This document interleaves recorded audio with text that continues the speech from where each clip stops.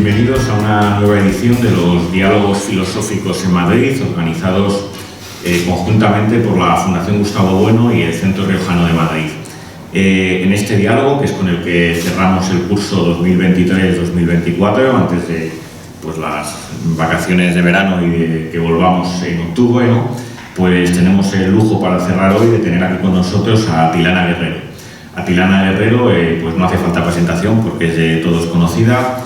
Es licenciada en Filosofía y filósofa e investigadora asociada de la Fundación Gustavo Bueno. Y hoy nos va a hablar aquí pues, de un interesante y curioso tema que es sobre la idea de desengaño. Pues te escuchamos. Muchas gracias, Carlos. Perdón. ¿Ahora? Sí. ¿Sí? Es que le he dado 2 veces. Vale.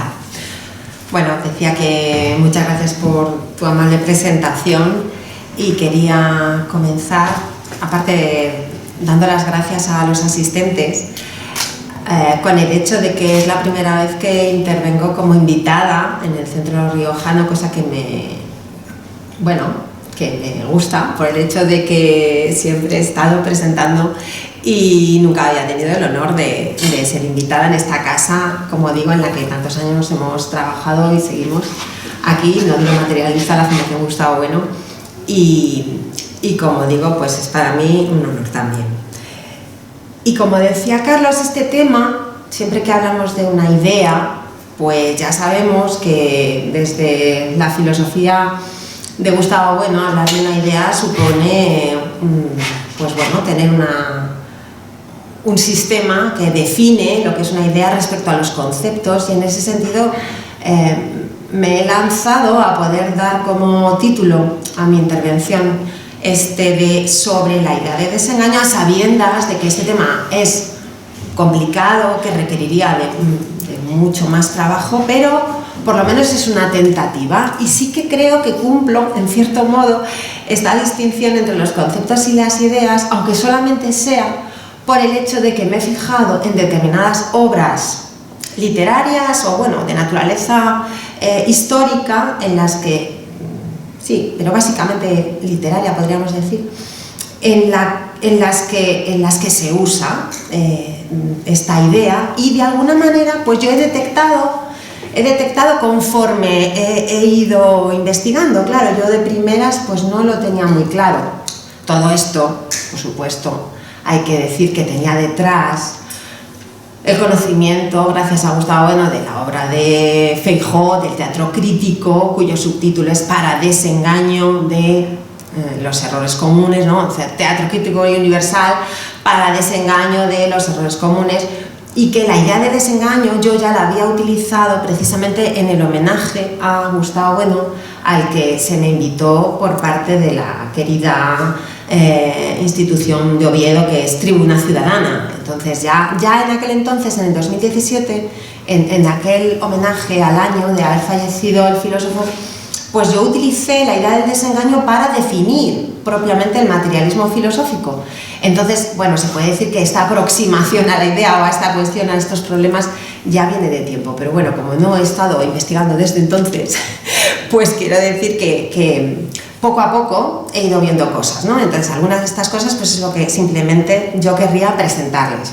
Por recordar esta idea del desengaño, podríamos decir que hay una tesis de los ensayos materialistas que es capital, ¿no? Y que yo creo que es capital en la definición de filosofía, en general la definición del materialismo filosófico, como es la de que el saber negativo no es la negación del conocimiento, no es la negación del saber. El saber negativo es algo muy positivo.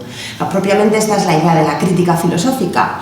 Cuando se presenta la diferencia entre las verdades científicas y la verdad filosófica, por decirlo así, salimos perdiendo, ¿no? Los que hacemos filosofía o intentamos hacer filosofía, salimos perdiendo porque no tenemos nada que ofrecer. Se lo decía Bueno a veces así, ¿no? Muy con esa desenvoltura que le caracterizaba, ¿no? Nada que ofrecer, ¿no? Realmente nosotros, pues, estamos vendidos respecto a otros profesionales, y es verdad, pero esta es la cuestión, llega un momento en que sin esa crítica, precisamente por la acumulación, podríamos decir así, de contenidos positivos, pues tampoco se avanza o tampoco realmente se puede dar lugar a un mínimo orden, que propiamente sería lo que buscaría un sistema filosófico, ¿no? El orden de las ideas. Bueno, pues de alguna manera, como yo en su momento ya había reconocido que al materialismo filosófico se le podía reconocer como el desengaño respecto de las tres ideas de mundo, alma y Dios, que Gustavo Bueno reconoce en los ensayos materialistas como las tres ideas de la metafísica. Entonces, el desengaño del mundo pues es el desengaño del mundanismo, haciendo un repaso de los tres géneros de materialidad. El desengaño del alma pues es el desengaño del psicologismo, el que pueda el segundo género de materialidad, dicho en nuestros términos, ser el organizador del sistema del mundo, y el desengaño, en último lugar, de las ideas o de Dios, que sería el esencialismo. Serían estos tres grandes errores, el mundanismo, el psicologismo y el esencialismo, serían los tres desengaños con los que el materialismo filosófico se presentó en su momento en los ensayos materialistas y creo que seguimos presentando, ¿no? Pero de alguna manera yo he querido ver esta idea de desengaño no solamente desde la obra de Feijóo, sino por el uso que en ella se hace de distintas obras, bueno, y tomando realmente, y ese es el motivo de la fotografía de la presentación, tomando como punto de apoyo el libro del Marqués de Valparaíso, El perfecto desengaño. El perfecto desengaño dedicado a Carlos V en Yuste. Y claro, ¿qué mejor manera de ilustrar lo que es el desengaño que esta situación en la que el emperador pues abdica de sus poderes, los entrega a su hijo y de alguna manera se recluye en un monasterio, como se suele decir, pues abandonando el mundo. Entonces aquí ya está de alguna manera presente esta idea metafísica de mundo, porque claro, ¿qué significaría eso? Realmente Carlos V no abandona el mundo, porque el monasterio de Yuste, esto puede parecer una simpleza, pero espero demostrarlo y que no lo sea realmente. El monasterio de Yuste, por supuesto, está en el mundo, pero además es que la vida de Carlos V en este monasterio pues no fue ni mucho menos la idea con la que se suele entender, y entonces esto es lo que a mí verdaderamente me interesó, con la que se suele entender lo que es el desengaño, que por cierto no es el uso que hace Feijóo, que es el uso crítico, el uso con el que nosotros estaríamos de acuerdo, de entender el desengaño siempre como la misma palabra lo dice, ¿no? El sacarte de un engaño y en este sentido hacer algo positivo por ti, ¿no? Si la filosofía tiene como misión este desengaño de los errores comunes, de los mitos, de las falsedades que pululan o que circulan habitualmente en torno a determinadas cuestiones comunes, esto es lo que subraya Bueno, ¿no? El que sean comunes. Si no fuesen comunes no tendría que ver con la filosofía, no serían ideas. Bueno, pero la cosa es,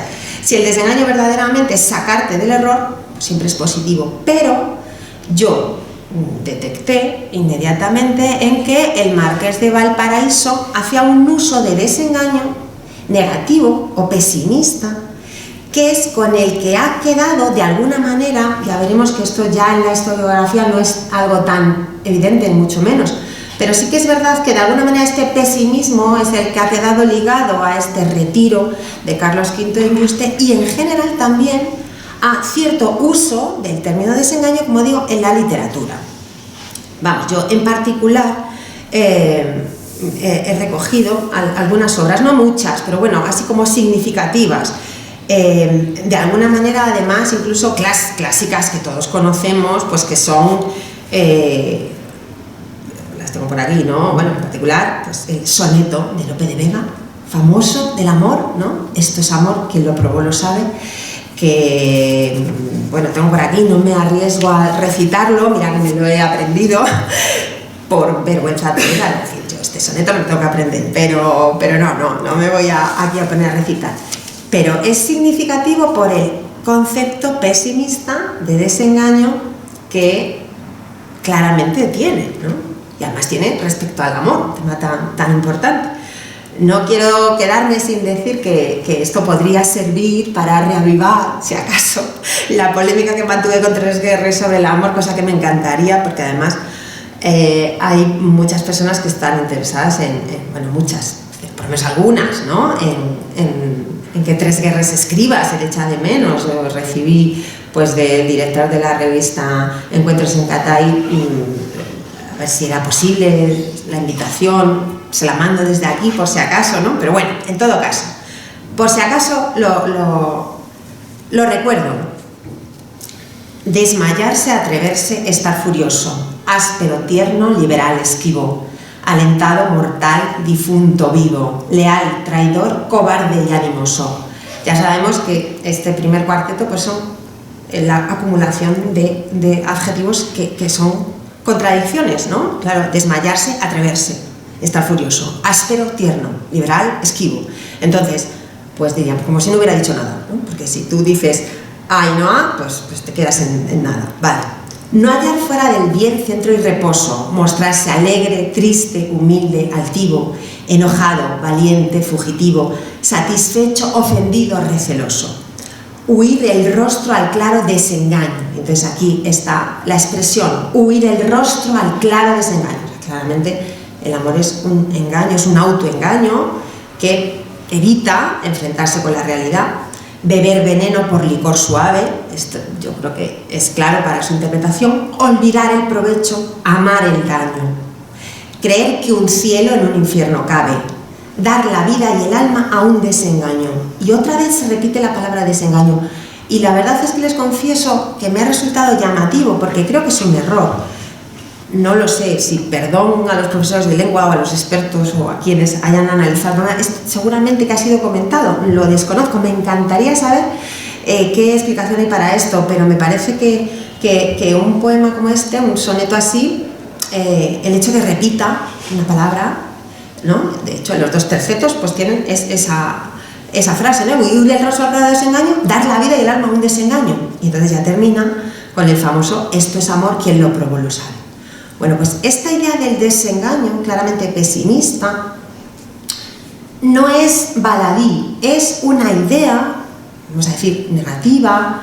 Incluso si la aplicamos al Quijote, que realmente a mí es lo que me ilumina, porque verdaderamente, pues, bueno, sabemos que en España no es un mito, ha dado una interpretación de la novela de Cervantes, de Don Quijote de la Mancha,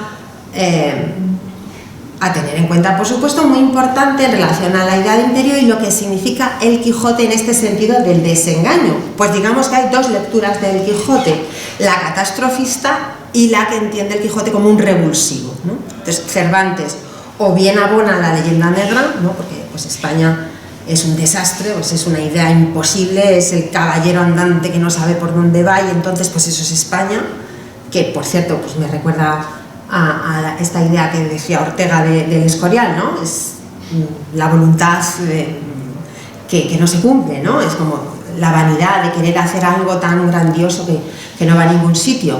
O, y esta es la tesis de Bueno, el Quijote es un revulsivo. Es esa idea de que no podemos estar usando armas que no son correspondientes a la tecnología de la época. Entonces, plantea esta cuestión de las armas de fuego, ¿no? Que es una cosa tan positiva que parece mentira, pero cuando tú verdaderamente te fijas en el discurso de las armas y las letras, tal como lo analiza Bueno, y no se te olvida tampoco que Cervantes era un soldado, pues ya no resulta tan extraño, y aparte por el hecho de que en ese momento se estaba concibiendo o se estaba estructurando, y a partir de España precisamente, el concepto moderno de la guerra, ¿no? Donde el soldado ya no es ese caballero valiente que él en persona es el que representa los valores medievales, sino que prácticamente pues era un profesional que sabía estar organizado en grupo, y que precisamente esa visión individualista del caballero, se puede decir casi andante, que tenía Carlos V, le hace también ser blanco de esta crítica que se dirige contra el Quijote, ¿no?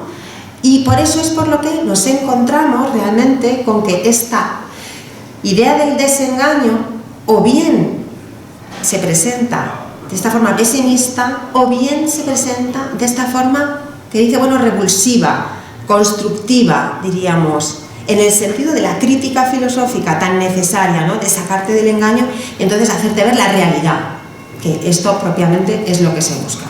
Bueno, pues yo me he encontrado con que es un tópico realmente del concepto de barroco, del barroco español, tener esta idea negativa del desengaño y esta idea negativa, pesimista también del retiro de Carlos V en Yuste. Y para empezar, y es por eso que a mí me llamó la atención, por el propio autor de este libro, Marqués de Valparaíso, que claro, yo también, se puede decir, parece una broma, pero me llevé un desengaño con el propio libro titulado El perfecto desengaño, porque realmente pues no es un tratado sobre el desengaño, no es un ensayo, claro, tiene sus partes en donde de alguna manera se ve lo que piensa el autor, pero realmente es una recopilación de textos que a él le interesaron sobre la vida de Carlos V cuando realmente los papeles de Yuste todavía no se conocían.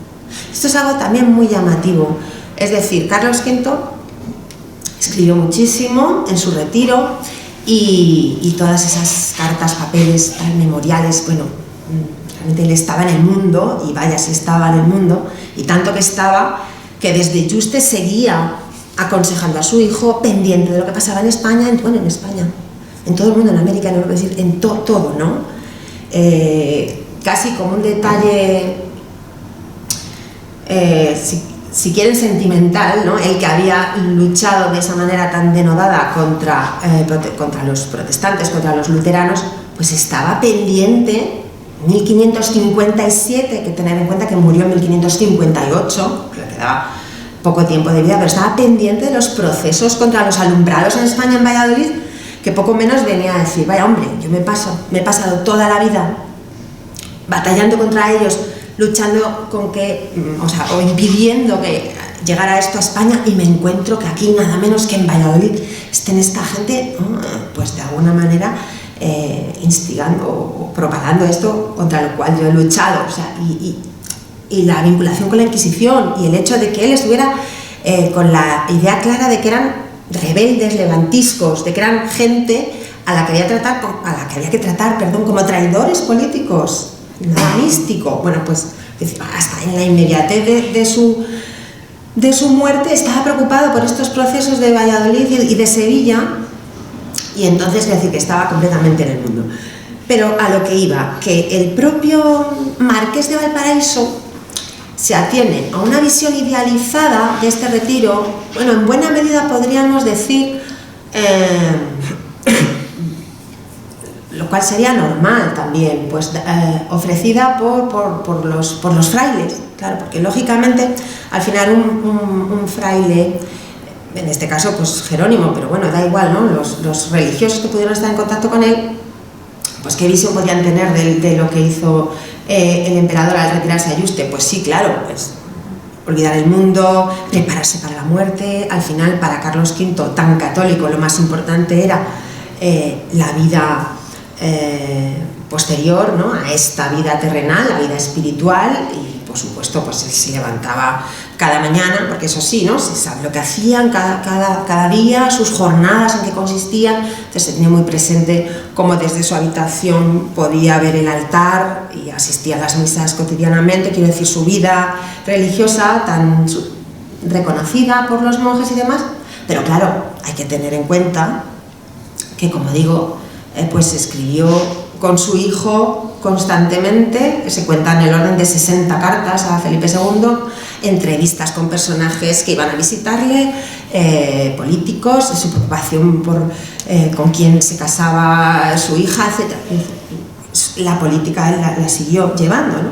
Entonces, para que vean cómo pues esta idea idealizada, valga la expresión, o esta visión negativa, ya está en la propia obra, que les voy a decir, pues así lo dice su autor, ¿no?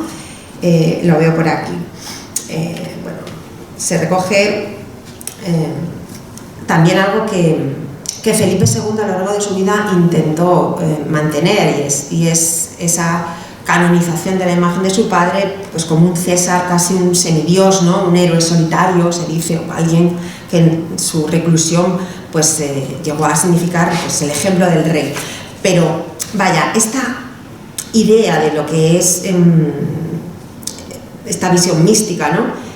La quiero recoger por aquí, perdón, que la tengo así. Dice el Marqués de Valparaíso, de 1638, hay que decir por eso, o sea, ya ha pasado el tiempo, no lo he dicho, perdón, es durante el reinado de Felipe IV, y esta obra está dedicada al conde duque de Olivares. Esto es importante, porque el conde duque de Olivares en este momento ha caído en desgracia, y esta visión canónica del fracasado, ¿no? Del que abandona el mundo, sirve a la propia imagen del conde duque de Olivares, al cual es leal el Marqués de Valparaíso. Entonces, por decirlo así, querríamos ver cómo esta canonización del caído en desgracia, de aquel cuyos intentos políticos han fracasado, pues está abonado por esta obra. Y entonces dice: teniendo en nada la majestad del imperio, la grandeza de sus monarquías, las pompas del mundo, la adoración de los hombres y finalmente vida tan espléndida y real, escogiendo la de un monasterio y dar a Dios parte de sus días, haciéndole sacrificio de su mortificación, acabando en continua contemplación y ejercicios saludables a su alma. Bueno, podríamos decir que entre estos ejercicios saludables a su alma pues estaba su ocupación con los relojes, que le encantaba, que Juan Nelo Turriano le preparaba, los libros de astronomía, de matemáticas, que le encantaba, era una de sus aficiones, y que, como digo, estaba completamente al tanto de lo que pasaba en España, ¿no? Bien, pero es que además, como digo, esta idea del desengaño como algo negativo, como tiene su réplica, yo me he fijado, claro, desde Feijóo, en varios autores, pero es que a mí me ha llamado la atención, y aprovecho para hacer el homenaje a Gustavo Bueno, que le corresponde en este año, ¿no? Que se cumplen sus 100 años de nacimiento, un autor, cual yo conocí gracias a Bueno, que es Pablo Luis Landsberg, que tiene un libro en el que dedica a la palabra desengaño española, unas líneas y un valor como filosofía que es exactamente lo que nos viene al caso, porque ya no es que lo diga Feijóo, ya no es que lo diga, bueno, es que encontramos en este autor además, y por el hecho de ser alemán parece que tiene más mérito, ¿no? Porque, bueno, pues él era un gran conocedor de la filosofía española y tiene unos escritos sobre Unamuno, sobre José Bergamín, sobre una gente en Barcelona realmente que hizo una escuela al visitar aquí España, que hay que destacar, que hay que resaltar, porque tenemos hasta cierto punto esa visión también de alguna manera pues real, ¿no? de ese enfrentamiento entre la filosofía alemana y la española, pues como Carlos V, ¿no? o el norte de Europa o el sur de Europa, ¿no? O América o Europa. Pues bien, en esta visión no es un bloque monolítico el norte de Europa y un bloque monolítico el sur de Europa. A nosotros nos lo van a decir aquí en España, claro, que tenemos tantos candidatos a seguir siendo enemigos, ¿no? Digamos, de eso que hubiera sido el proyecto de Carlos V. Pero bueno, en todo caso, como me llamó mucho la atención esto que dice aquí Landsberg, pues yo se lo leo para que se destaque cómo esta posición es tan firme como que considera que hay una idea de desengaño que es la que verdaderamente resulta positiva y es con la que nosotros nos comprometeríamos. Entonces distingue Landsberg las esperanzas, que son las en plural, ¿no? Lo que suele ser vano, lo que suele ser ilusorio, de la esperanza, asociado a lo que llamaríamos algo metafísicamente, pero el sentido de la vida humana. Pero bueno, nosotros sabemos interpretar, quiero decir, paso a leérselo, ¿no? Dice, la esperanza no es un modo indeterminado de nuestras esperanzas, una tendencia del alma hacia esperanzas diversas. Su determinación e indeterminación afectan una gradación suya, según el grado de claridad con que se capta y comprende a sí misma. Bueno, esto se entiende ahora regular, ¿no? Pero su contrario, esto es lo que nos interesa, su contrario no es esta o aquella decepción, sino la desesperación, que constituye igualmente una unidad indisoluble con su propio contenido. Lo contrario de la esperanza es la desesperación. Ni esa misma decepción general, suma de decepciones múltiples, que en español se llama desengaño. Y tiene una nota a pie de página muy interesante, que no hace falta que lea, pero es decir, le da un valor importante a esta palabra que él entiende que es propia de la española. Dice, es equiparable, no, o sea, ni esta misma decepción general es equiparable a la desesperación, sino más bien una etapa de la purificación de la esperanza. O sea, esta es la expresión. El desengaño es una purificación de la esperanza. Para quien pudiera pensar que es lo contrario de la esperanza, pues no, es la purificación de la esperanza, porque si algo de vano pudiera tener el hacerse ilusiones con algo que luego no cumples, el desengaño es purificarlo, que en el fondo mantiene lo que él dice que es la estructura de la persona, que desde nuestra idea de persona histórica se cumple geométricamente, ¿no? Diríamos, con la filosofía, bueno, se cumple a rajatabla, es verdad, ¿no? La esperanza no es la virtud teologal, sin más, ¿no? La esperanza en la otra vida. La esperanza se puede entender en un sentido materialista como el efecto que nosotros tenemos sobre los que van a continuar, ¿no? Nuestros proyectos, que al final es la idea de futuro, que bueno, presenta como esa acción de los vivos sobre las futuras generaciones, de la misma manera que el pasado es la acción de aquellos hombres que nos han precedido sobre nuestra propia circunstancia, sobre nuestra propia vida, ¿no? De modo que pasado, presente y futuro son las tres dimensiones de la historia. Desde una idea de persona, no metafísica, sino histórica, es verdad que la esperanza forma parte de la propia idea de lo que es una persona, porque esto de vivir el presente, que está tan de moda ahora, ¿no? Hay que vivir el presente, hay que vivir el presente, bueno, pero si no tienes ningún proyecto, si no tienes nada que realmente te haga pensar en que tú tienes que colaborar con los demás en algún tipo de acción, pues una vida vacía.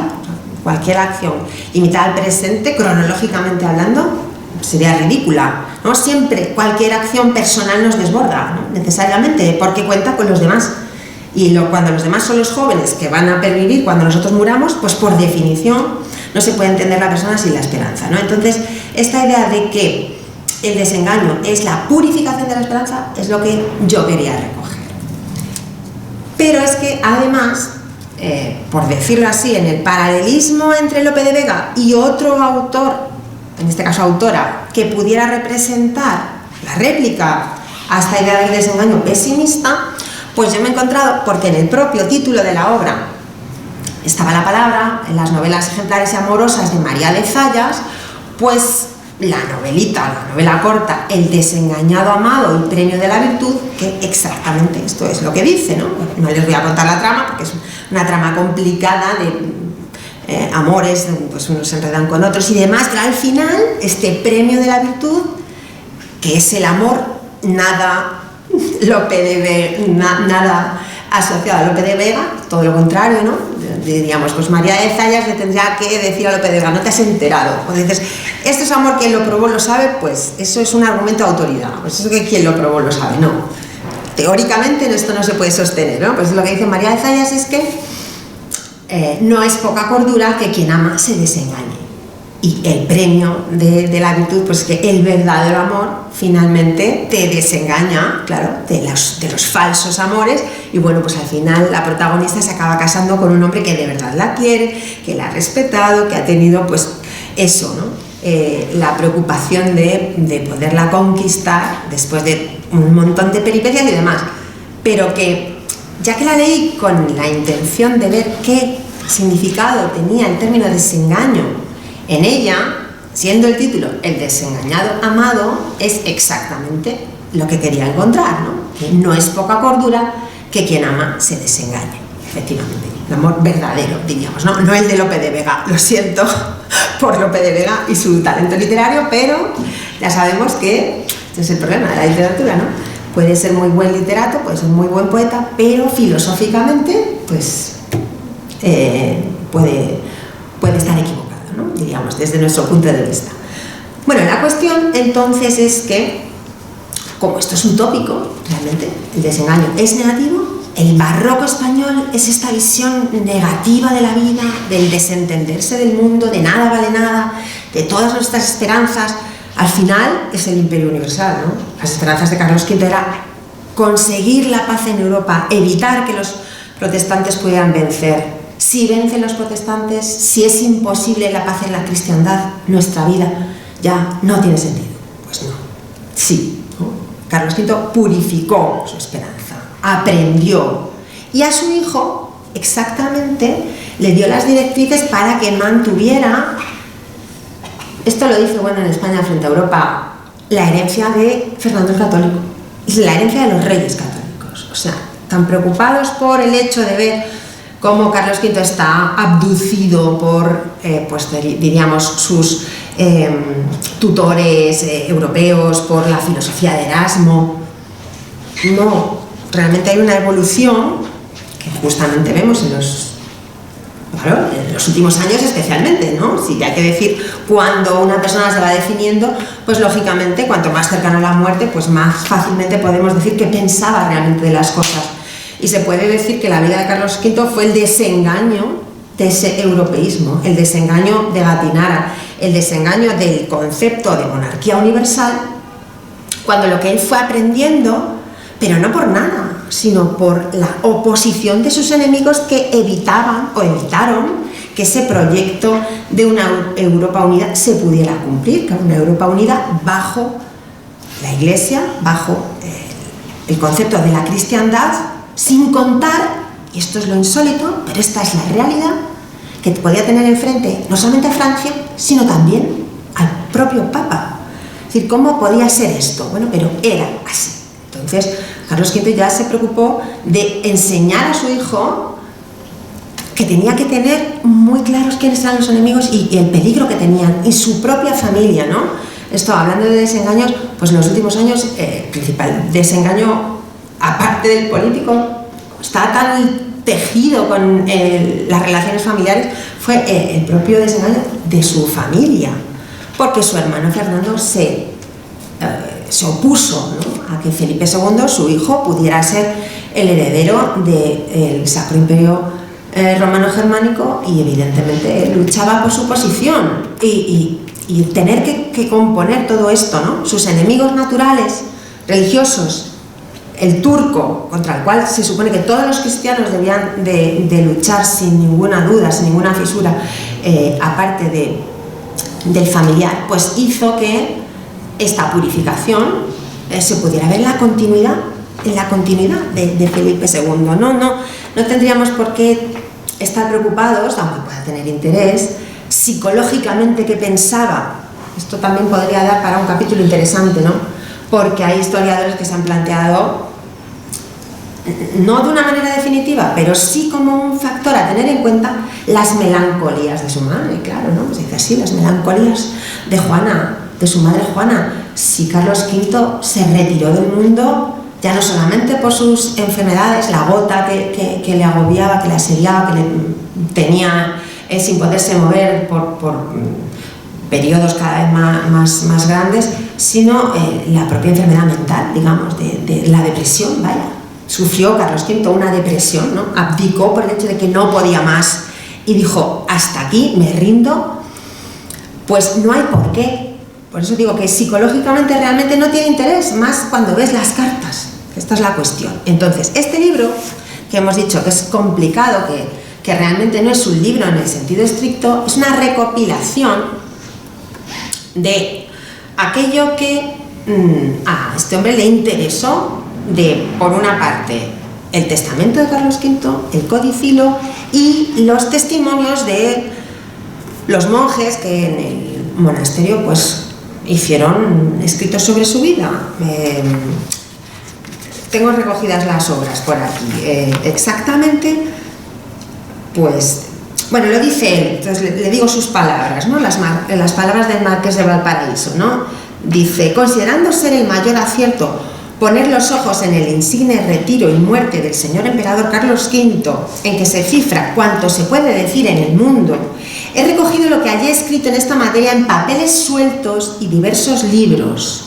Y yo estos libros los destaco: es la historia de Carlos V de Fray Prudencio de Sandoval, de 1618, el epítome de la vida y hechos del invicto emperador Carlos V, de Juan Antonio de Vera y Figueroa, de 1622, y la historia de la Orden de San Jerónimo, de Fray José de Sigüenza, de 1605, y de ella he sacado el presente resumen.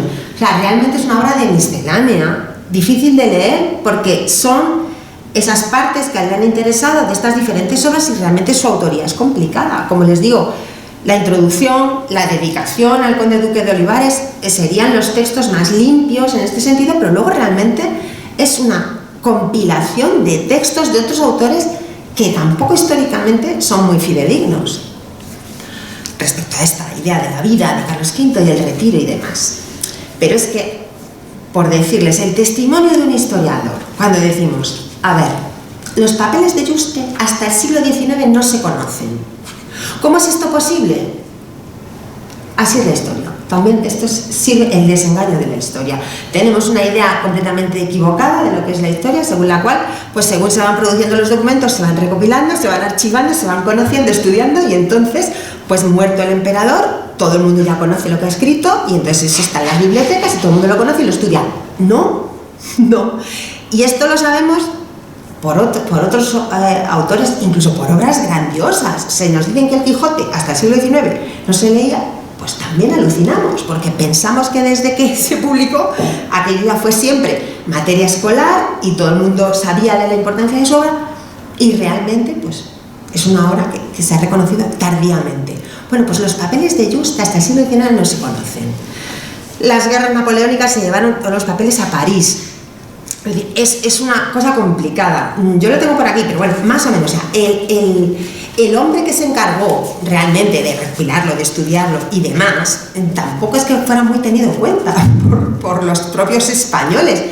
Y nos encontramos con que llegamos al siglo XX y entre la leyenda negra y la dificultad de coger todos los documentos recopilados por este autor y también otros desperdigados por toda Europa, realmente una visión general de la vida de Carlos V, la explicación de su retiro y demás, se están haciendo ahora.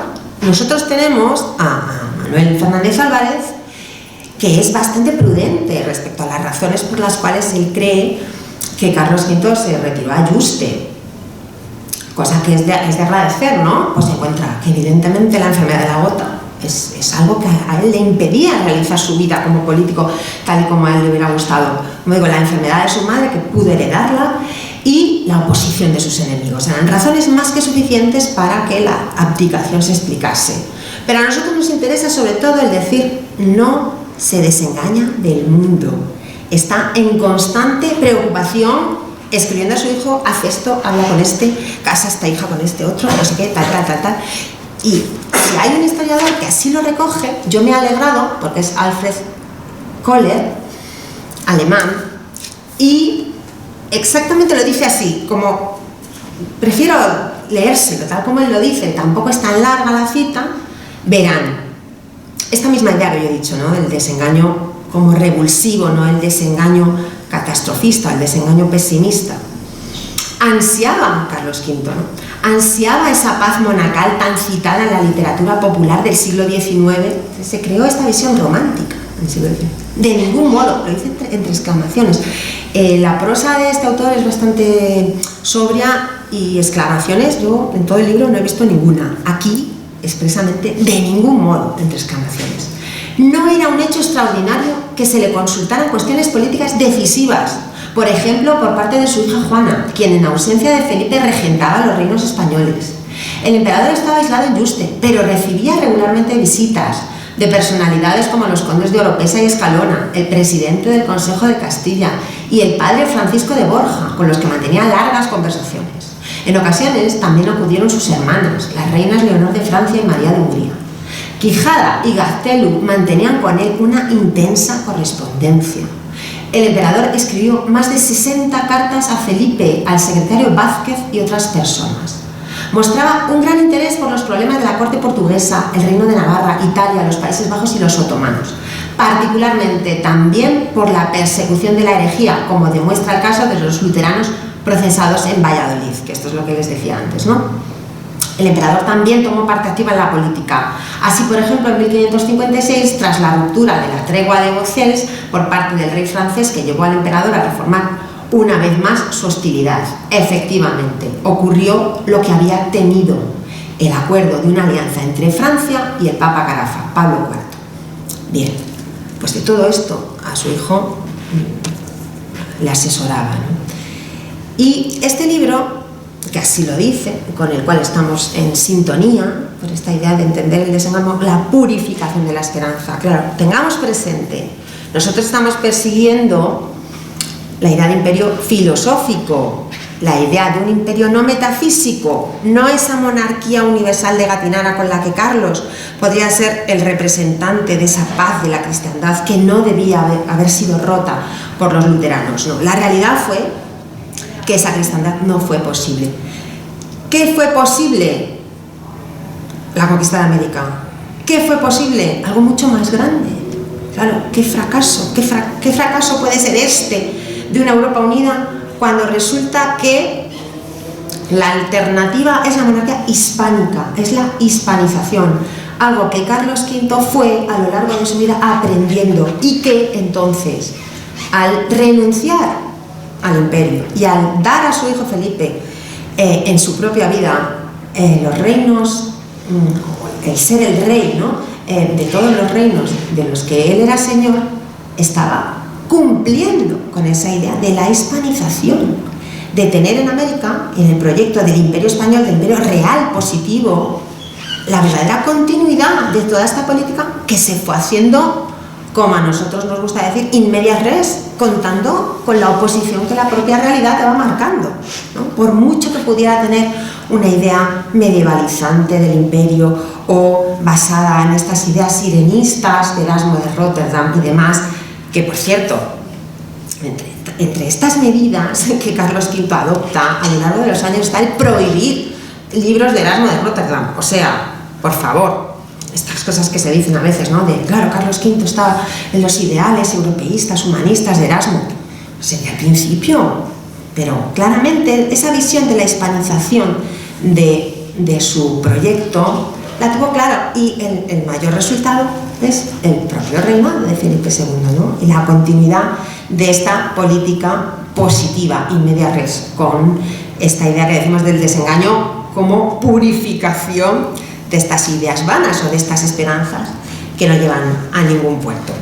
Bueno, me gustaría terminar entonces con el hecho de que, ya que este libro en el que yo me he basado como un historiador que presenta esta idea está pensado para la celebración del 500 aniversario de su nacimiento, se publicó en 1999 o para el año 2000, claro, se estaba celebrando el nacimiento, y este autor es como que previene contra la idealización que se quiere hacer de Carlos V en pos de la defensa de la idea de Europa, de la idea de la Unión Europea como de la que podría ser adalid siglos antes Carlos V.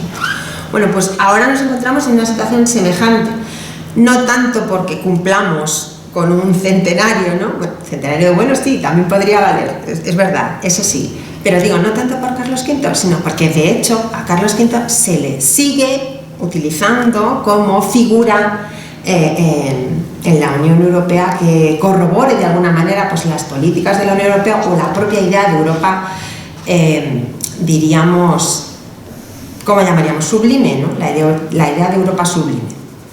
Bueno, la realidad es que, y ya con esto termino, tal y como Gustavo Bueno ha presentado la idea de Europa realmente existente, pues es el proyecto de la OTAN, es el proyecto de Estados Unidos, y que finalmente, en la medida que la Guerra Fría se puede entender terminada, pues parece que ya no tiene tanto sentido la idea de Europa, pero esto hay que reconvertirlo, otra vez, como lo que decíamos de in medias res, ¿no? Hay que reconvertirlo.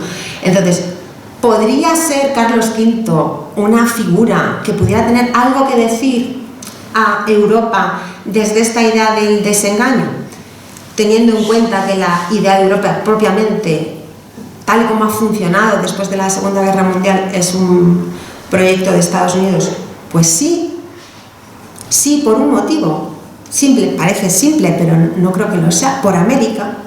¿Tiene algo que decir un rey español a la idea de Europa actual, efectuando esta crítica a la idea metafísica de Europa, sabiendo que la Europa histórica está basada en estos proyectos enfrentados imperiales a sangre y fuego que a Carlos V le hicieron abdicar de ese proyecto de una Europa unida? Sí, y precisamente por el derrotero que ha tomado la historia, que al final Europa se entiende desde fuera, desde América.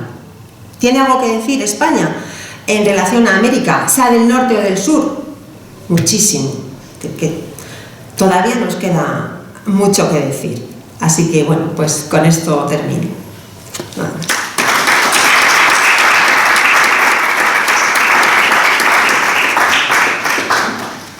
Bueno, pues muy bien, Atilana, y vamos a dar paso al diálogo. Y bueno, si te parece, te voy a plantear una cuestión. Y es que me ha llamado la atención, ¿no? Según te iba escuchando, lo conectaba con el debate que tuvimos aquí sobre el antinatalismo, ¿no? Cuando vino... Muchísimo.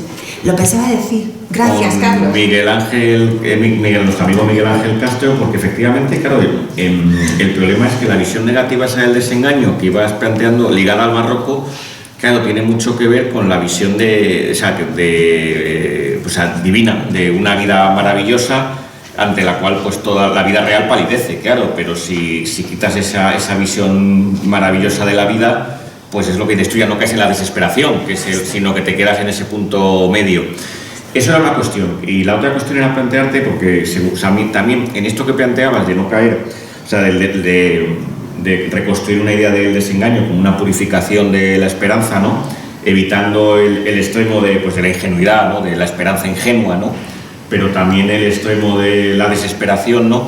Me venía a la mente el lema este latino de nec espe nec metu, ¿no? Sin esperanza, sin miedo, ¿no? Entonces, bueno, pues si también querías tirar por ahí. Sí.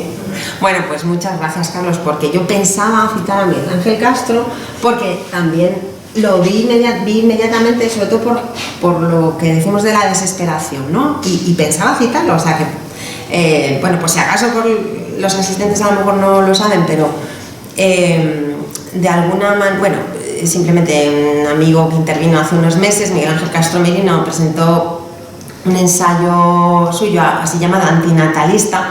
Entonces discutíamos si esta idea de que no hay que tener hijos porque la vida es sufrimiento, es dolor, y cómo puedes traer a alguien a un mundo que sabes que es así, acaba en desesperación. De hecho, lo que uno piensa, no sé si inmediatamente, pero acaba llegando a esta idea, es ¿por qué no te suicidas?, ¿no? Y claro, el suicidio es propiamente la desesperación. Eso es lo que es un desesperado. De hecho, es la manera clásica de llamarlo, ¿no? La desesperación. Y sí, efectivamente, yo creo que es así. Es esta idea metafísica de la vida eterna, de la vida feliz, que solamente en el cielo se consigue, hace que pues, tú no te plantees ya tener una vida real, y la salida, pues es claro, es negarse a la vida. Entonces, yo lo veo así exactamente. De hecho, en la política pasa, ¿no? Es otro mundo es posible, este no me vale, y claro, es la utopía, es cómo es posible pues partir de este mundo y dirigirse a otro, parece que ya está hecho, y que tienes que, pues como el espejo de Alicia, ¿no? Que dice, bueno, pues es que tienes que traspasar el espejo, basta con querer, ¿no? Podemos, pues basta con intentarlo, ya intentar lo suficiente, porque si quieres puedes. Pues no, realmente así no son las cosas. Entonces, en el caso de tener hijos, pues sí, yo lo vi inmediatamente. Es el problema del antinatalismo, que por cierto, pues si está muy de moda, es por esto también, por el hecho de que no se atiende a que las generaciones posteriores dan sentido a lo que hacemos. Si nuestra vida se cierra sobre sí misma, esta vida, pues digamos, de felicidad canalla, individualista, que se critica por todas partes, ¿no? Tampoco es ninguna novedad. Sí, es fácil, ¿no? Es fácil de ver los signos negativos de todo esto. Pues el índice de suicidios, como ha subido, la causa, creo, ¿no? La causa de muerte más importante entre los jóvenes, O sea, ha superado ya a otras que antes había. Entonces, ¿cómo es esto posible?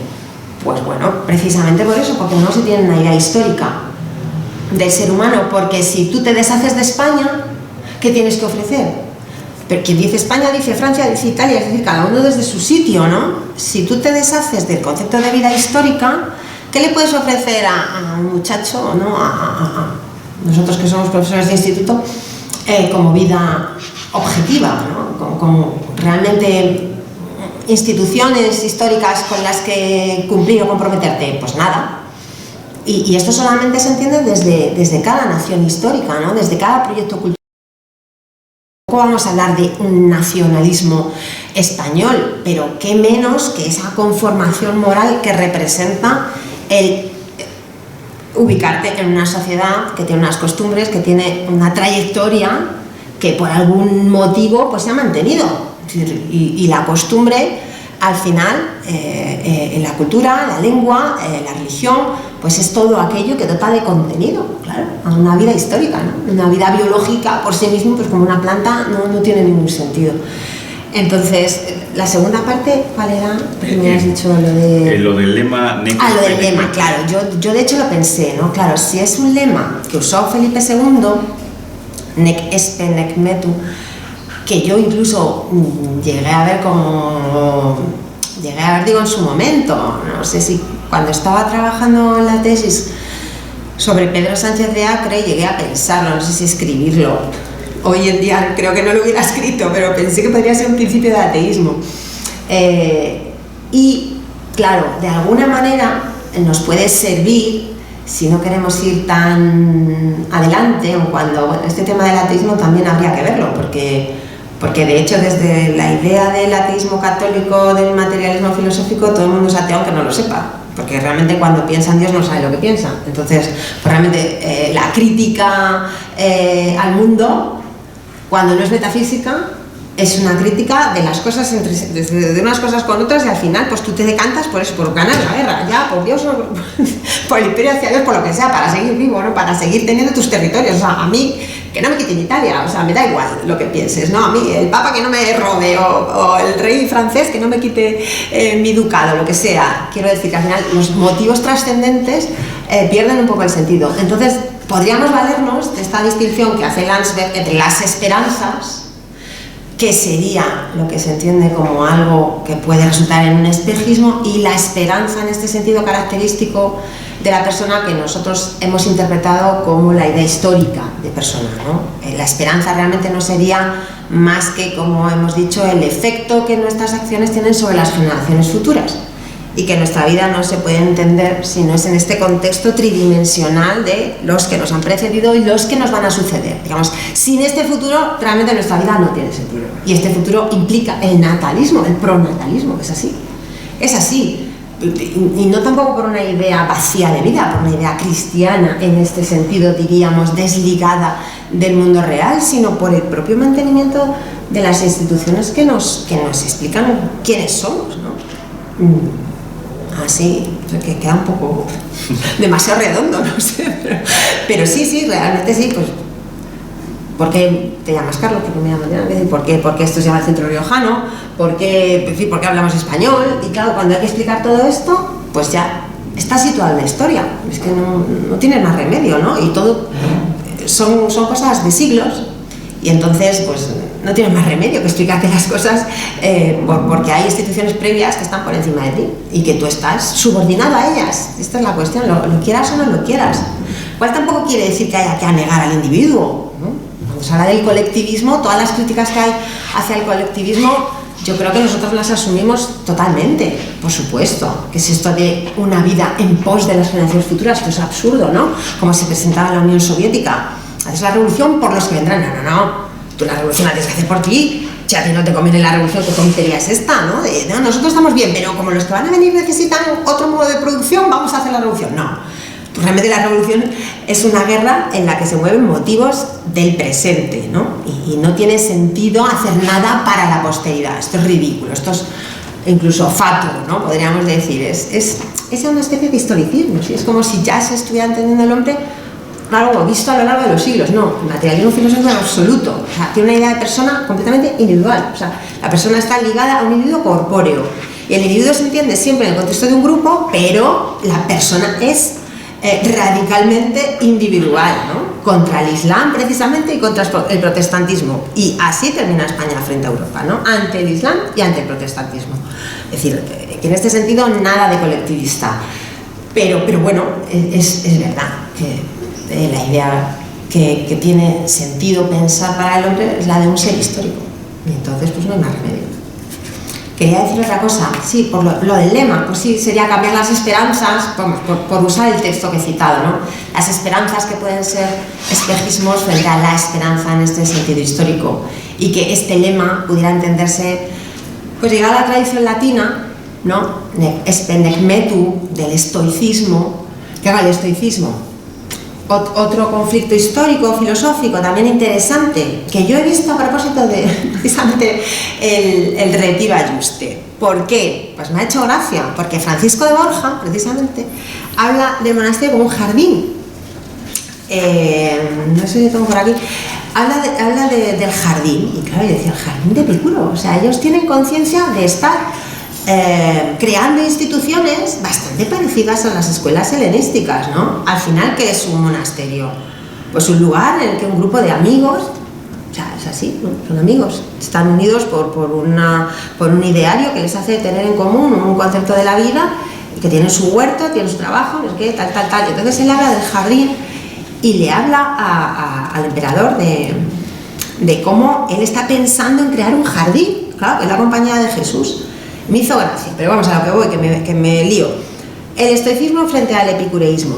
Entonces, ¿es posible el retiro del mundo? ¿Es posible la reclusión en un jardín? Abdicando de la vida política. No, estoicamente no es posible. Entonces, sería el nec espe nec metu, este lema estoico, interpretable bajo este punto de vista, no tienes que tener esperanza. No en este sentido de la idea de persona que hemos dicho histórica, pero sí en el sentido de que aquello que tú puedas proyectar, ¿no? Individualmente, tienes que saber que siempre va a estar llamado a poder ser, poder tener oposición de otros, no cumplirse, tal, y que propiamente la crítica te hace tener que modificar esa esperanza, por tanto renunciar. El ideal de la renuncia a toda esperanza iría por esta idea de las esperanzas, que serían vanidades, no de la esperanza en este sentido histórico que hemos dicho aquí. Entonces, pues sería una oposición al lema de Felipe II, ¿no? Creo. Pues abrimos el turno de preguntas, participaciones desde el público. ¿Alguna intervención? Voy.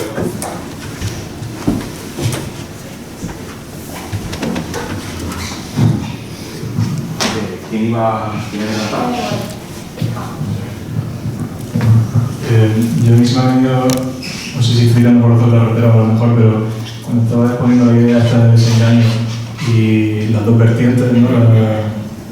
La positiva, vamos a decir, y la más pesimista, a mí se me ha venido un poco también la idea de progreso y de regreso, también cuando la he utilizado con Carlos V. Parece que la idea de desengaño en el pesimista parece que se detiene en el progreso, ¿no? Cuando en el choque esa la realidad parece que no vuelve a reconstruir hacia atrás, mientras que la idea esa positivista a lo mejor sí que ha expuesto con la autora, que no recuerdo el nombre, sí que parece que una vez que parece que se ha roto ese esquema, ¿no? Que al principio tenía, parece que tiene la capacidad de volver hacia atrás, y con Carlos V algo parecido también, que choca a lo mejor, ¿no?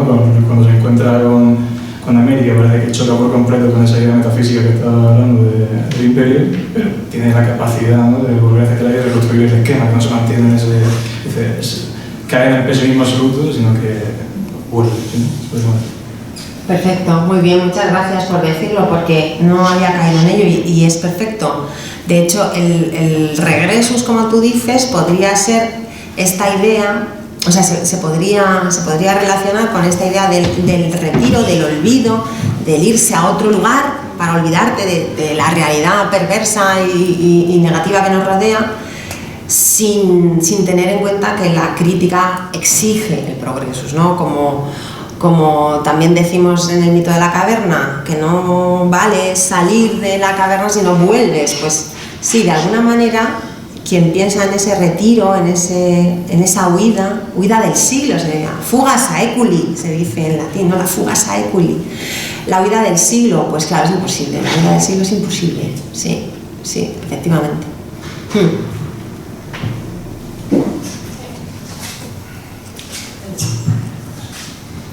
Pues yo también venía haciendo como un poco ese concepto, ¿no?, tan blanco y negro del desengaño que has planteado, pero yo creo que si tuviese que poner una definición al desengaño poética, no filosófica, sería como los sueños son, ¿no?, que es como queda ahí, ¿no?, como, bueno, son sueños, ¿no?, como te quedas desengañado, ¿no? Pero creo que el desengaño, o sea, más que positivo o negativo, creo que es peligroso, porque si tú te desengañas y no tienes como otra esperanza, otra fe, o como lo quieras llamar, en la que creer, en la que poner la energía, entras en depresión, te suicidas y como que te lleva un poco a ese camino nefasto, mientras que el desengaño como algo positivo, si lo aceptas, ¿no?, y buscas otro camino y emprendes otro proyecto, es positivo, pero eso ya como que depende de cada persona.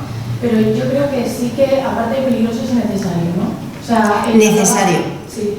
Y yo hablaba, o sea, este fin de semana con un amigo justo de esto, y decía, es que ya los jóvenes no creen en Dios, y es como, ya, pero ¿en qué creen? En el horóscopo, creen en Mercurio retrógrado. Es como, todo el mundo necesita creer en algo y estar un poco engañado para poder sobrellevar la realidad, de alguna forma, ¿no? Es como que es un poco una parte humana de ese engaño, que no sé si nos viene de en verdad somos infelices y que la vida es un sufrimiento, necesitamos como algo que nos haga sentir que no somos culpables o que no somos, que hay una esperanza, ¿no?, mayor que la que tú puedas poner en el futuro, y que además transitar el presente es muy complicado porque siempre tienes que coger el pasado, poner en el futuro, coger el futuro y mirar al pasado, ¿no?, ver los errores que han cometido, no volver a cometerlos. Entonces, como es difícil transitar el presente, yo creo que el desengaño es en cierto modo necesario, sin llevarlo al extremo y sin vivir pegado, claro. Bueno, tu intervención está muy bien porque abona parte de lo que yo digo, pero al decir que es peligroso y que no puede ser, digamos, tomado tan, vamos a decirlo así, a rajatabla, ¿no? O no puedes llevar la crítica filosófica tan lejos como para quedarte sin nada, pues es digamos, contrario a lo que yo digo. Entonces, esa segunda idea, esta idea de que la crítica es peligrosa y que en el fondo necesitamos cierto engaño para poder sobrellevar la realidad, pues claro, es una visión pesimista con la que no estoy de acuerdo. Claro, decirlo es fácil, pero ¿por qué? Porque nos basamos en que el desengaño propiamente es sacarte de un engaño previo que te permite hacer las cosas mejor. Entonces, eso siempre va a ser un premio, ¿no? Siempre va a estar bien. No, ese vacío, por decirlo así, se encuentra como un vacío previo respecto de ese relleno que tú quitas. Pero claro, el modo de eliminar ese relleno, pues es la propia experiencia, son los propios malos tragos que pasas por culpa de tener esas ideas equivocadas. Entonces, se aprecia, se agradece, y por eso lo de la purificación, es una purificación. Realmente, cuando tú te deshaces de ideas equivocadas, siempre te das cuenta del valor que tiene tan positivo, de conocimiento. Entonces, hay que reconocer que esto es un lugar común, ¿no? La gente deja de creer en Dios y entonces necesita algo a lo que agarrarse. Sí, pero estás, dejando un hueco tan grande que tú rellenabas con la idea de Dios, que pensar que ese hueco se queda así tal cual, yo creo que es equivocado, porque en esa crítica tú poco a poco vas reconstruyendo, ¿no? O sea, vas como elaborando, y cuando esa idea cae, por decirlo así, tú ya has ido construyendo sin darte cuenta, de manera que cuando te libras de ello, ya tienes algo que previamente has construido. Entonces, está muy bien lo que dices, por otra parte, que es cierto, ¿de qué te vale dejar de creer en Dios al modo, diríamos, teísta de las religiones tradicionales monoteístas si acabas creyendo en el horóscopo? Totalmente. O sea, si realmente... Claro, lo cual está bien, por eso de tu intervención, que no toda crítica siempre tiene un resultado de progreso. Claro, sí, efectivamente. Y esto, bueno, lo dice con el Islam, ¿no? El Islam también es crítico, claro. O sea, la crítica por sí misma no es positiva, sin más. Pero claro, el ateísmo, además creo que lo dice la fe del ateo, el Islam pues es ateo respecto del Dios católico. Pues Sócrates es ateo que solamente cree en un solo Dios, porque es ateo respecto de los dioses del panteón pagano, o sea, de los dioses griegos, claro, es verdad. Entonces me sirve eso que dices para situar un poco más positivamente incluso la idea de la crítica, ¿no? La crítica sin parámetros no se entiende, ¿no? Entonces, si no se ponen en juego los contenidos, pues es verdad. Resulta que puedes dejar a una persona inerme cuando a lo mejor las ideas que tenía, más o menos con las que funcionaba, pues le venían bien, ¿no? Sí, o sea, sí. En cierto modo, esto lo dice Gabriel Albiac, siempre cita un texto de un autor francés, que ahora no me acuerdo, yo creo que es el del diccionario, yo creo que es Pierre Baillet. Cita un texto siempre que es demoledor de la filosofía, de cómo es corrosiva, te come el músculo, llega hasta el tuétano, no sé qué, o sea, un texto así como muy macabro del efecto que tiene la filosofía sobre las personas. Y dices, hombre, en ese sentido sí es peligroso, pero yo creo que eso que no es para tanto, que yo creo que es eso, que cuando tú ya tienes las armas, de alguna manera te has hecho con ellas y entonces esa crítica no te deja sin más en el vacío. Mira, pero hay mucha gente que quizás no tiene esas herramientas cuando llega y que al final te lleva a pasar más errores en la política, cuando tú ya entras en un argumento y tienes una base, una opinión política sólida, porque llegas y ves un tuit y lo lees. Es verdad. Sí. Que yo veo esa cosa. Sí, pero tienes razón. Pero lo que yo veo es como que de repente me sugiere todo eso de que un mundo, de todo el mundo vive en ella. O sea, que yo me gustaría que la gente pues tuviese cosas a que agarrarse y poder, pues eso, desengañarse constantemente y ir progresando, ojalá, fenomenal, pero como que sí que veo mucha realidad, sobre todo ahora. Sí, no, tienes razón. Y ¿sabes lo que yo creo que viene a cuento a decir después de lo que has dicho? Que por eso es necesaria la asignatura de filosofía en los institutos. Que por eso, cuando se desprecia la filosofía, se está despreciando la sistematicidad de la crítica. Entonces tienes razón en que tampoco se trata de eliminar, por eliminar de golpe las ideas que pueda tener una sociedad, eso es imposible, pero quienes hacen eso y lo hacen casi que se podría decir como un terrorismo intelectual, ¿no? Nada vale, no hay verdades, no sé qué, es decir, la forma más agresiva que pudiera ir relacionada con eso, ¿no? Dices un tuit que demoledor, ¿qué tal? La gente se lo cree, es verdad, como una publicidad agresiva. Gente que no tiene las herramientas de, al menos la crítica sistemática, sistemática quiere decir que tú por lo menos reconoces varias posiciones, que reconoces una pluralidad de posiciones acerca de una cuestión. Si tú te crees que solamente hay una, esa te la quitan y te quedas en nada.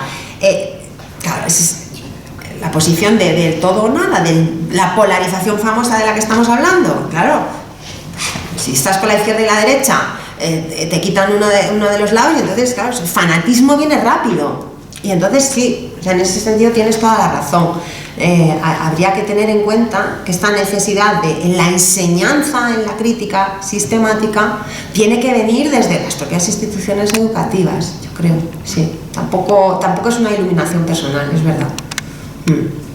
Sí.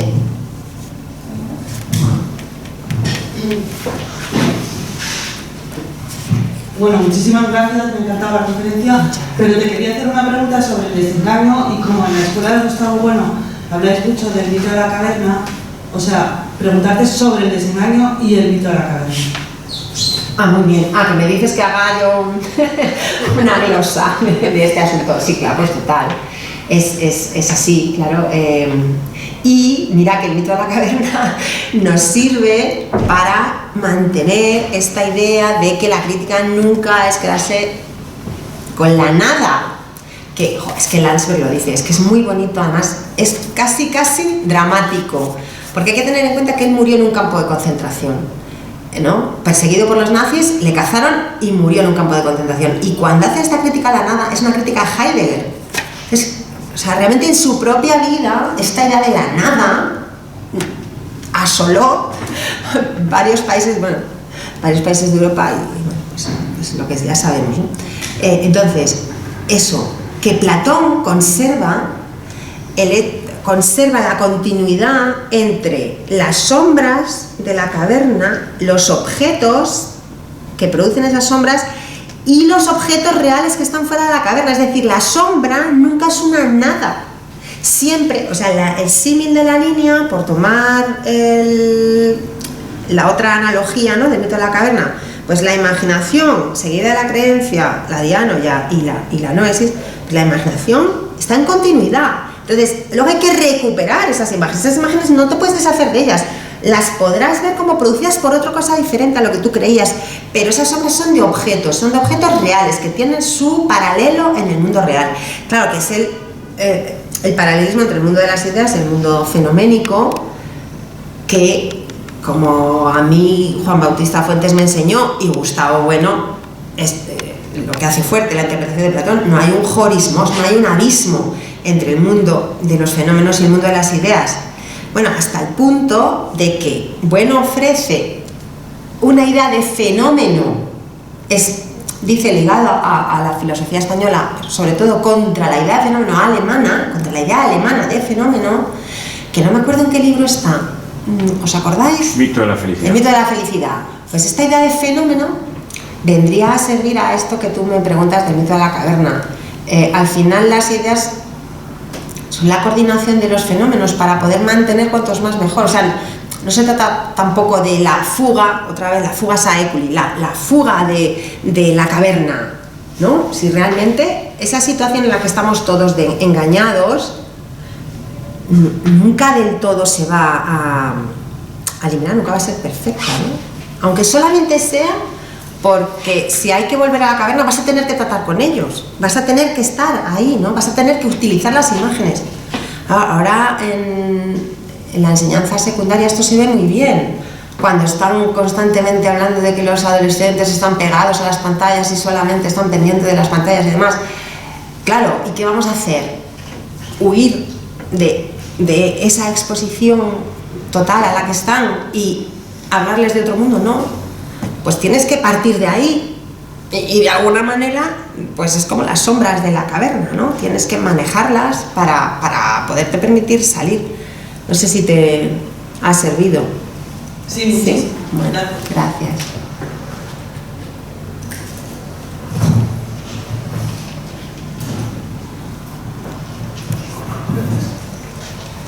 Bueno, muy interesante, Dilana, tus palabras. Gracias. En balde has estado 7 años en Extremadura, pero lo has conectado a Carlos V. Claro. Y también me llama la atención que yo, cuando ibas a hablar, al leer que ibas a hablar de la idea de desengaño, pues lo que automáticamente me ha venido a la cabeza es la poesía de Lope de Vega. Y lo de huir el rostro de un claro desengaño. Eso es lo que me ha venido lo primero, porque claro, digo desengaño y de qué ir a hablar. Claro.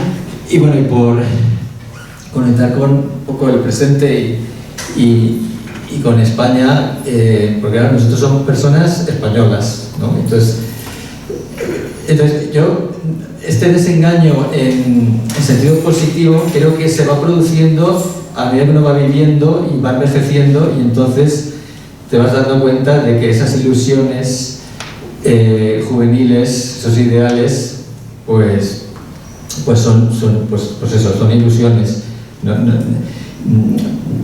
Pero claro, la gente que se hace mayor y se desengaña, pues al final deja de hacer cosas, como votar, por ejemplo. Y entonces, claro, de eso se aprovechan los enemigos para seguir clamando con sus proclamas huecas, pero que parece que son grandes palabras, ¿no? Pues la democracia, ¿no? Te llenan la boca con la democracia y tal. Y entonces los jóvenes, claro, en su mayoría van a votarles, porque están imbuidos, porque no han tenido tiempo de ir a lo concreto de la vida por falta de experiencia, ¿no? Y por eso incluso hay países que ya han bajado el voto a los 16 años. Toma ya, 18 no les parece suficiente, 16. Y sería también, y en España también se va por esa tendencia. Entonces, parece que el desengaño positivo me lleva también al desengaño negativo de que España no tiene solución, porque tal y como van las cosas, vamos a... pues el barco se hunde y ya no se reflota. No sé, ¿qué piensas tú? Ya. Pues ¿qué pienso yo? Es difícil, ¿no? No sé, pero lo de que España no tiene solución, si lo supiéramos, abdicaríamos como Carlos V retirándonos ¿a qué? ¿A la vida contemplativa? ¿Desde dónde? Quiero decir, no hay alternativa. Realmente lo de pensar que España no tiene solución es una aseveración sobre el futuro que no puedes saber. Realmente no sabes si la tiene o no la tiene. Hay indicios, claro, pero eso es de nuevo otra vez estar in medias res. Hay tal, pero también hay esperanzas por otro lado. Entonces, al final, como no tienes más remedio que estar en el mundo, pues cuanto más abiertos tengan los ojos y más pendiente de por qué esto es así, porque claro, hay que saberlo. ¿Y por qué iba a tener solución España si no la tiene? Y si no la tiene, por algún motivo será. Entonces, si tiene que acabarse, que se acabe. O sea, quiero que este positivismo, vamos a decirlo así, del materialismo filosófico, llega hasta tal punto que, de la misma manera que la idea de muerte está incorporada a la propia idea de vida humana, una nación histórica tampoco es eterna. De manera que no añade nada, ¿te das cuenta? No añade nada el hecho de decir España no tiene solución, porque si no la tiene en el sentido de que España se muere, o sea, yo de hecho, el otro día en el Congreso de los Diputados, cuando se votó la ley de amnistía, dije, está, o sea, ¿qué más quieres? Está, o sea, esto se ha acabado. Pero al día siguiente la vida sigue. Y aunque a mí me parezca una ceremonia como de cierre total y absoluto del país, pero claro, de nuevo, pues este es el desengaño, es que estoy dando demasiado poder a los políticos, porque resulta que tú te das cuenta que estos hacen y deshacen ahí con las leyes y no tiene tanto valor. No tiene tanto valor eso. Es decir, a sabiendas de que es una especie de chantaje, ¿no? Digamos, de juego ahí sucio con las palabras, de leguleyos que están retorciendo las palabras, y como todo el mundo lo está viendo, y como es algo tan evidente, o por lo menos muchas fuerzas políticas, digamos, no precisamente, digamos, enemigos del PSOE declarados, sino incluso de los propios históricos del PSOE, o sea, las palabras de Felipe González el otro día.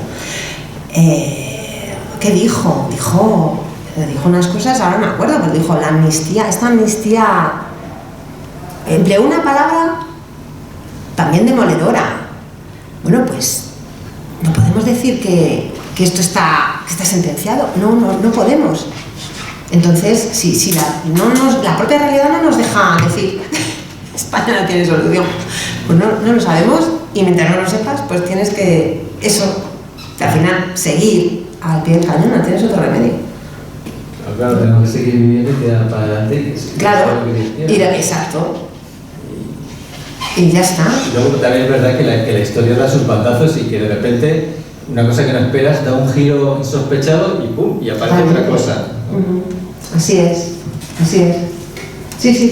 Es insospechado muchas veces. Bueno, adelante con los faroles. Quería solo apuntar el tema de, en todo esto que nos estamos viendo, lo de España y tal, acudir al concepto de mito luminoso de Gustavo Bueno, claro. Y eso terminará y tendrá sus frutos y quién sabe dónde acabará los mitos luminosos que acompañan nuestra historia. Entonces, yo especialmente que cambie la realidad no significa que sea peor. Puede ser incluso más grande, como le pasó a Carlos V. Verás, por aportar un poquito de esperanza, un poquito con Gustavo Bueno. Buenas tardes, Adriana. Mira, me acordaba yo, y no sé si lo conoces, esa crítica que hace Donoso Cortés a la filosofía de las sensaciones, que él había defendido en su juventud y posteriormente critica, que al final es una crítica al romanticismo, al idealismo alemán, como una forma de prevención precisamente del desengaño, que yo creo que él identifica esa idea de desengaño que tenía con la idea de la nada, con la idea que luego podemos llamar nihilismo, ¿no? Y en relación con lo que hablabais ahora, yo creo que es un personaje muy adecuado y Donoso para releer su discurso de la dictadura cuando defiende la dictadura comisaria como forma de solución de situaciones de caos. Dictadura comisaria, remontándonos a lo que los romanos entendían como un dictador. Yo creo que Donoso también nos puede aportar mucho en muchos temas y es un filósofo olvidado, pensador olvidado en la historia de España, ¿no? Y en relación con el desengaño es que yo creo que es una cita que no se conoce mucho en su reflexión como crítica al idealismo alemán, ¿no? Sí, pues muchas gracias, es verdad, porque yo no lo conozco, así que te lo agradezco, pues lo tendré en cuenta. Al decir tú esto del nihilismo, lo iba a decir antes, pero no me he dado cuenta. Fíjate que Bueno también hacía notar que el concepto de nada procede del latín de res nata. ¿Qué diferencia del concepto existencialista vacío de la nada con el concepto de criatura nacida? Claro, ¿qué es, y otra vez el antilatarismo, qué es un ser humano en comparación con Dios? Pues una nada, pero caray con la nada, ¿no? Pues es bastante. Como dice Spinoza, pues nadie sabe lo que puede un cuerpo. Pues bueno, para no ser nada, caray la que hemos montado, ¿no?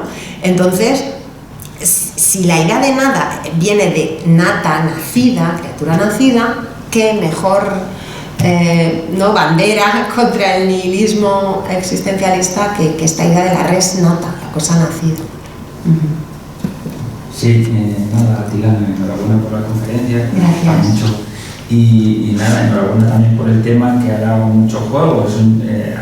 Se ha tocado el tema del desengaño amoroso, el tema del desengaño en política.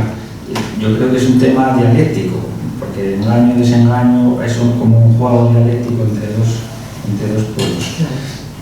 Yo siguiendo un poco el tema del desengaño amoroso, y que has tocado un poco la literatura y eso, un poco has tocado esa línea también. En el amor yo creo que el desengaño casi es de necesidad, porque el amor es un engaño y además el amor de inicio es casi una cosa absurda. ¿Cómo te puedes plantear emprender una vida con alguien casi que no conoces? Entonces el desengaño casi aparece como una necesidad de que se vaya puliendo, que se vaya trabajando esa relación, donde tirando de un concepto de bueno de la persona la persona va haciéndose continuamente y en esa pareja los dos se van haciendo. Entonces el desengaño prácticamente aparece como una necesidad, yo creo que es algo necesario. Y un poco lo que citabas de la literatura barroca, aunque tú ponías un punto negativo con el soneto de Lope de Vega, hombre, también se puede ver una lectura como que se plasma el desengaño, se pone a la vista cómo el desengaño tiene que aparecer y cómo la inconmensurabilidad de la realidad va a aparecer sí o sí, y entonces va a estar ahí. Los literatos sabemos que lo adornan también y queda todo tan cerrado. Y para acabar te quería comentar una noticia que he leído ayer o hoy, que es acerca de un tipo de ruptura sentimental que ahora creo que se ha puesto de moda, o así lo destacaba el periodista, que era el banksing, que era inspirado en Banksy, cuando desaparece la pintura que él hizo de la niña que tenía un globo de corazón y desaparecía esa pintura. Sí. Pues ahora creo que hay un tipo de ruptura donde uno de los dos de la pareja va desapareciendo y va va como despegándose del otro, pero casi sin que haya desengaño, sin que haya ruptura de verdad, sin que haya un cierto conflicto. Entonces yo creo que es un ejemplo bueno para la época de hoy en día, donde todo es tan ideal que no queremos que haya desengaño, que no queremos que haya ruptura, y a veces tendemos a lo real. Claro. Bueno, es complicado responderte porque, claro, no acepto esa idea del amor, pero, claro, yo lo discutí con Tres Guerras hace muchos años y él más o menos venía a sostener lo que tú dices y yo le contestaba diciendo pues que Platón no podía estar equivocado y que el amor no podía ser eso, no podía ser un engaño. La solución es distinguir tipos de amor, claro. Y entonces en el banquete de Platón pues se distingue el amor de Venus, el amor de Afrodita, del amor pues más elevado y demás. Entonces el desengaño como una fase del conocimiento, vamos a decirlo así, de la otra persona, cuando tú dices es que no tiene sentido que puedas querer hacer una vida con alguien que apenas conoces. Bueno, lo tiene, o sea, de hecho lo tiene, porque la experiencia de los siglos nos lo dice. Vamos, yo leyendo estas vidas de estos reyes que casaban con 10 años, con 12, ¡hala! Te ha tocado. Y te casabas con él y era por la unión de los patrimonios y luego se querían.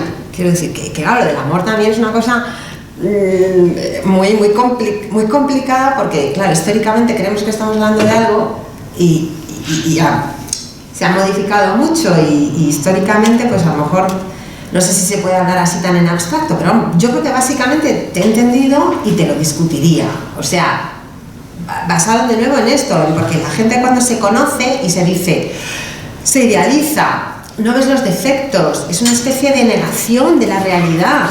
Todo tiene su funcionalidad, claro. Claro, pero de hecho es lo que hace, quiero decir, pero de hecho eso son las parejas, y eso son las familias, y es lo que quiero decir. Entonces, ¿por qué vamos a negar lo que pasa? Claro, no sé si me explico. Otra cosa es que podamos hoy en día, claro, en función de determinadas ideologías que también tienen su importancia, decir que esto, pues eso, es una enfermedad, es un trastorno, es tóxico, tal. Y entonces vienen las feministas, vamos a decirlo así, que yo me considero feminista, pero claro, como hay tal diferencia entre las feministas oficiales, ¿no? Que diría Sharon Calderón, el feminismo administrado y el feminismo que yo entiendo real, claro, las feministas vienen a decir que el amor, que hay que acabar con el amor romántico. Pues tú se acabas con el amor. Pues claro, sí, la persona de la que tú supuestamente te enamoras no es perfecta, tiene defectos, hay que ver a sus padres, los suegros se estropean todo, no sé qué, bueno, total, que mejor que lo dejas, ¿no? Porque ¿para qué? Si realmente es eso, es una idealización ridícula, tal. Claro, ya no se dan besos, o sea, los cuentos infantiles de toda la vida, Blancanieves y todo esto, lo modifican y entonces ya no se da un beso a la chica, se besa con la hermana, no sé qué, quiero decir, que es como lo que decíamos antes, la alternativa es tan ridícula que resulta que las imágenes tradicionales de lo que significaría el enamoramiento al final pues casi son preferibles, o por lo menos como tú dices son más funcionales, pero bueno. Pero puede ser un poco, dándole vuelta a tu argumento, tú cuando dices, oye, conozco a una persona y después su entorno no me gusta o me caen mal sus padres, no, pero es que me puedo caer bien, es que sus padres pueden ayudar a mi relación, porque como es una cosa grupal, como es una cosa que se va a ir haciendo, hay veces que un cuñado puede ser pesado, pero un cuñado puede ser una bellísima persona que salve mi relación, claro, incluso, porque esto es un construirse continuo. Entonces, yo puedo disfrutar de la casa de mi suegro, que él la construyó para su hija, pero yo la disfruto. Entonces hay un compartir y un hacer, que claro, yo es lo que te digo, de esa fase inicial, protoinicial de decir, oye, pues me gusta esta persona, estoy enamorado de ella. Pero después, claro, va a haber una construcción con mucho desengaño, pero bueno, también cosas positivas o que encaucen esa relación. Sí, bueno, pero yo creo que es diferente. O sea, una cosa es distinguir entre el enamoramiento como proceso inicial y el amor, y otra cosa es hablar en estos términos de Lope de Vega del desengaño, donde claramente está hablando de un tipo de amor que María de Zayas diría, eso no es amor, eso es el engaño, ese es el desamor, ese es el que el don Juan le ha dicho que se va a casar con ella, pero una vez que la consigue, se pira y no se casa con ella. Y entonces eso es el desengaño. O sea, el desengaño tiene un punto de definitivo respecto de esa persona, cuando hablamos del amor, que no es simplemente un proceso de, bueno, te desengañas porque yo le veía perfecto y ya no le veo perfecto, tiene sus defectos. No, el desengaño amoroso en el soneto de Lope de Vega es tomar veneno por licor suave, olvidar el provecho, amar el daño. O sea, es demasiado. Bueno, quizás es eso, simplemente que plantea las cosas en términos demasiado contradictorios y luego la realidad es más fluida, más dialéctica. Diríamos, Lope de Vega está utilizando la contradicción, abusando, ¿no?, de la contradicción, podríamos decir. Y sí, tiene su proceso. Digamos, en ese sentido aceptaríamos el desengaño. Hay una cuestión más por ahí.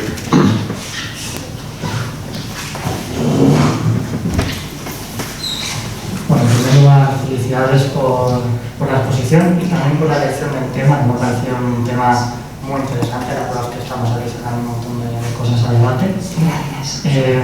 Yo quería decir que, a lo mejor es una percepción mía equivocada, pero me da la sensación de que esa definición como de desengaño más positiva se buscaba sustituir de alguna manera la otra definición de desengaño más pesimista, más negativo y demás, y creo que eso sería un error, ¿no? Porque si nosotros eliminamos por completo la idea de desengaño como algo negativo, creo que estamos cayendo en una premisa no probada de que el desengaño siempre es positivo, ¿no? Entonces aquí han salido ejemplos como que ha puesto el compañero con las votaciones, que ha puesto la compañera de que a lo mejor sales de Guatemala y te metes en Guatepeor, en los que no siempre el desengaño tiene por qué ser algo positivo, ¿no? Entonces me gustaría que aclarase ese punto, ¿no? Si pueden vivir en sintonía esas dos definiciones, porque claro, si desde mi punto de vista, si eliminamos la parte negativa, podemos caer en un error de tener una premisa no probada, que es la de que el desengaño siempre es positivo necesariamente. Y luego otro punto, también un poco en crítica a esta idea de desengaño positiva, es el hecho de que, desde mi punto de vista, se está independizando demasiado el significado del desengaño de todo el contexto que tiene alrededor un desengaño como tal, ¿no? Entonces decíamos, por ejemplo, que dialécticamente un desengaño conlleva necesariamente un engaño. Por tanto, claro, la parte del desengaño, aunque pueda tener un resultado positivo, también tiene una premisa que nos ha mencionado aquí, que es que te han engañado. Y a nosotros como individuos no nos gusta darnos cuenta de que nos han engañado. A nadie le gusta darse cuenta de que ha sido engañado, de que se ha autoengañado, porque eso conlleva una aceptación de una serie de cosas en el pasado y a veces también caes en el miedo de decir, bueno, ¿a qué me agarro yo ahora que he descartado esta idea, ¿no? Este pensamiento que ya no me sirve? Y claro, creo que no podemos tratar el desengaño de forma totalmente independiente al contexto, pero el contexto es un contexto, creo yo, negativo, ¿no? Se me venía a la mente un ejemplo, a lo mejor es un poco brusco, pero el ejemplo de la quimioterapia, ¿no? La quimioterapia al final es un tratamiento que sirve para curar una enfermedad que es el cáncer. Por tanto, la quimioterapia como tal es algo positivo, porque está curando a una persona. Sin embargo, cuando vemos hablar de quimioterapia, nunca lo vemos como algo positivo. Se tiene una connotación muy negativa, porque todo el mundo entiende que tras una quimioterapia hay un contexto que trae un sufrimiento, ¿no?, en el proceso de tener ese tratamiento, unas premisas que son el haber padecido de un cáncer y demás. Entonces, por eso la quimioterapia, a pesar de que es una cura, pues tiene un pesimismo, ¿no? Tiene una connotación muy negativa. Entonces, por esos dos motivos creo que descartar la idea de desengaño en este sentido más pesimista podría ser un error. No sé si a lo mejor opina que podrían estar las dos definiciones un poco en sintonía. Bueno, realmente son como dos interpretaciones del desengaño. Yo he utilizado las palabras de, bueno, respecto al Quijote, catastrofista o como revulsivo, pues diríamos, como tú has dicho, pesimista o optimista, o pesimista realista, constructivo. Y en ese sentido creo que no hay término medio.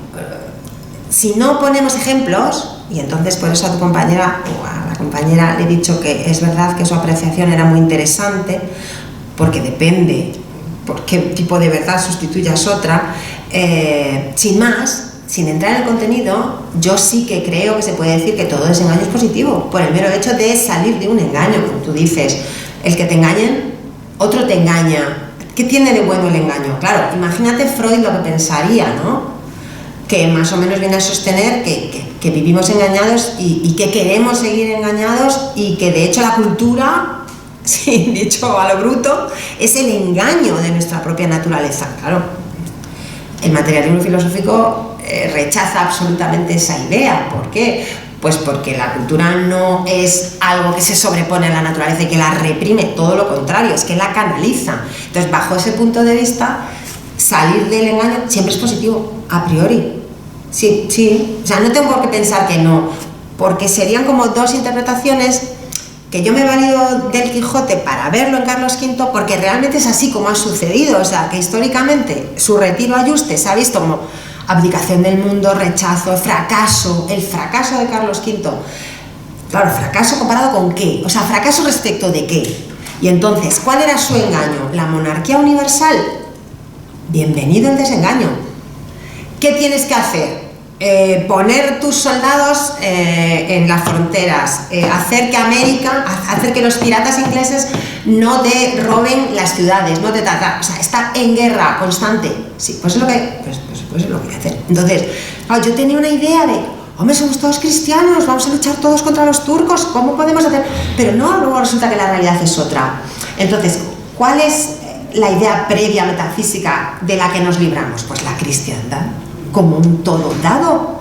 Claro, y entonces aquí está el asunto claro, que realmente aquí al final la cristiandad es una construcción histórica, y entonces Dios no se ha revelado, no podemos entender que Dios nos ha creado para vivir conforme a su doctrina. Quiero decir, lo que significa eso a lo largo de los siglos, claro, realmente es la filosofía crítica ya materialista, pero bueno, tampoco vamos a pensar que eso, como decíamos antes, ¿no? Eso no viene de golpe, eso es muy largo, y entonces históricamente sí que creo que se puede decir que los proyectos políticos que van surgiendo de los diferentes desengaños, pues no podemos ver como algo malo el desengañarse de proyectos utópicos, irrealizables. A ver, es el nervio de la idea de imperio filosófico de bueno, o sea, es, por decirlo así, como que si tú no recorres ese proyecto, si tú no lo pones en marcha, nunca vas a saber lo que da de sí. Y entonces, aplicado a España, pues se deja ver muy bien, claro, porque históricamente se ha desenvuelto a lo largo de 3 siglos.